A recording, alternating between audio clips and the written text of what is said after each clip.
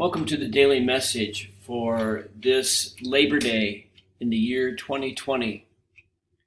Before I offer this prayer with you for Labor Day, I want to just mention a quote from Pope Francis in which he speaks about the importance of work. Pope Francis says this: "Work is fundamental to the dignity of a person. It gives one the ability to maintain oneself, one's family, to contribute to the growth of one's own nation." And so we pray today for all those who work, all those who are seeking work. And we pray that the value of work will be appreciated by all. Let us pray.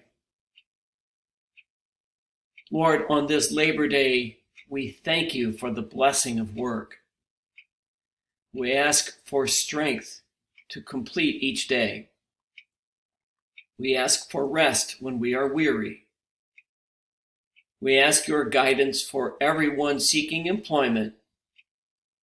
And we ask that you be with those whose faces we might never see, but who work tirelessly each day for the good of us all. Amen. Have a safe, restful, peaceful Labor Day. Thanks for watching.